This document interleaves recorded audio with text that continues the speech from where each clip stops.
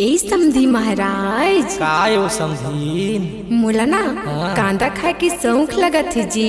तो चल ना वो मुरगांव हरिन भट्ठा तोला मन भर के कांदा खवा दूँ। तो चलना। अरे पानी वाला कांदा खवा दूँ बैकुनी के तोला।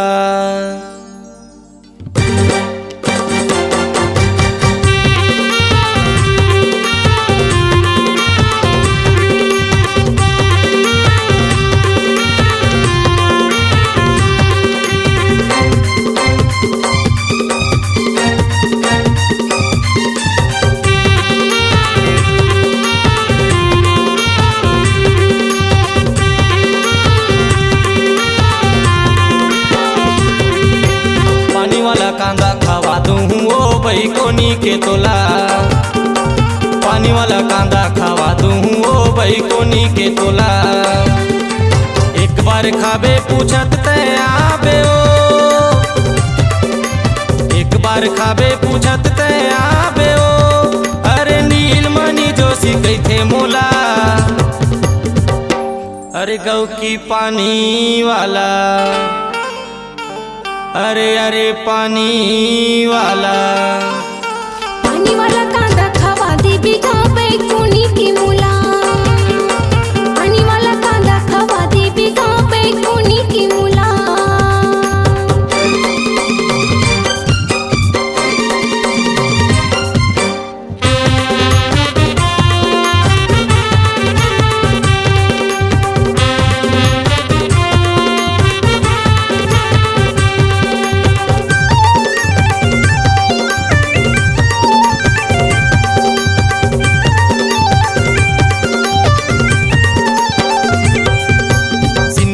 तीरमा लगे हे गोरी ए बैकुनी गाँव।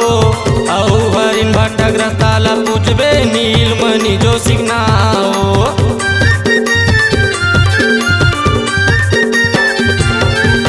सिंगा के तीरमा लगे हे गोरी ए बैकुनी गाँव। औ हरिन भट्टा ग्रस्ताला पूछबे नीलमणि जोशी नाओ। औ हरिन भट्टा ग्रस्ताला पूछबे नीलमणि जोशी नाओ। एक बार खाबे पूछत ते आबे ओ, एक बार खाबे पूछत ते आबे ओ।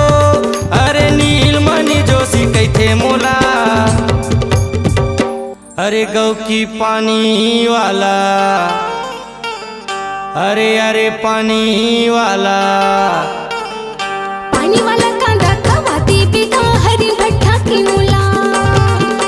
पानी वाला कांदा खवा दे बिगा हरिन भट्ठा की मूला।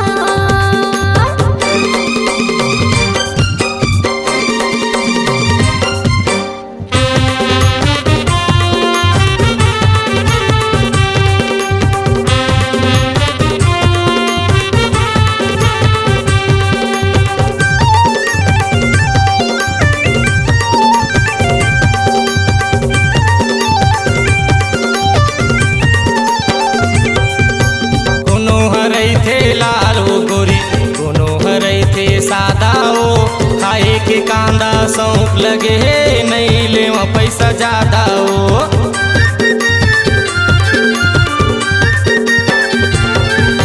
कोनो हरई थे लाल हो गोरी, कोनो हरई थे सादा हो। कांदा खाए के शौक लगे हे नहीं ले पैसा ज्यादा हो। कांदा खाए के शौक लगे हे नहीं ले पैसा ज्यादा हो। एक बार खाबे पूछत ते आबे ओ, एक बार खाबे पूछत ते आबे ओ। अरे नीलमणि जोशी कैथे मोला।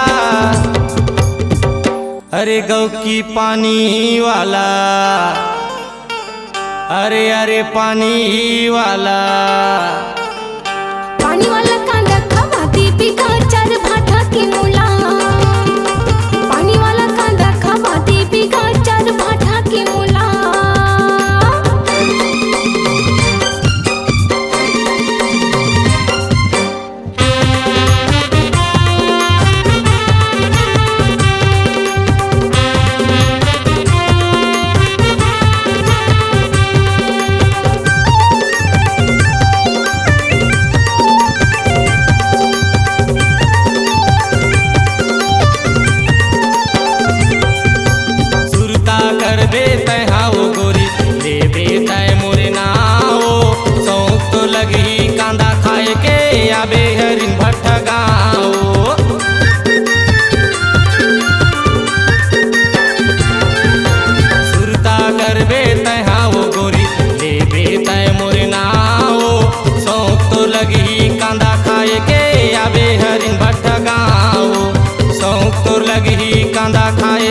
आबे हरिन भट्टा गाँव। एक बार खाबे पूछत ते आबे ओ,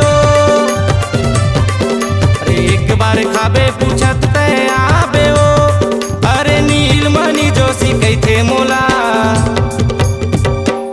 अरे गौ की पानी वाला,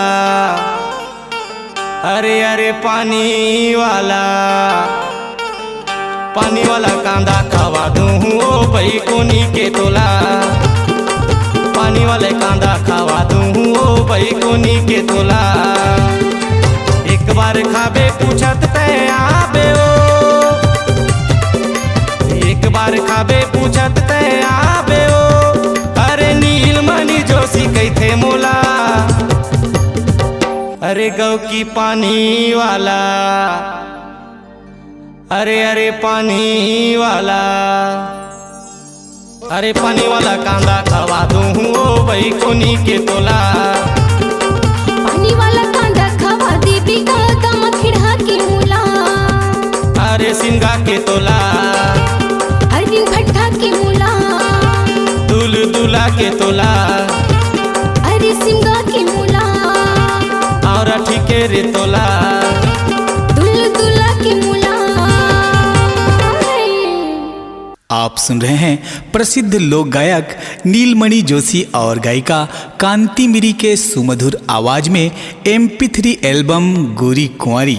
प्रोग्राम हेतु संपर्क करें छत्तीसगढ़ी लोक कला मंच गोरी कुंवारी, ग्राम हरिन भट्टा, सिमगा, बलौदा बाजार की प्रस्तुति। फोन नंबर है 7089928915 गोरी कुंवारी। आपकी आवाज ही आपकी पहचान है। यदि आप अपनी आवाज को एक नया आयाम देना चाहते हैं तो चले आइए मल्टी ट्रैक डिजिटल रिकॉर्डिंग के लिए AVM audio video studio, Khamtarai, Raipur. Mobile number 9301523929 और 7869646201।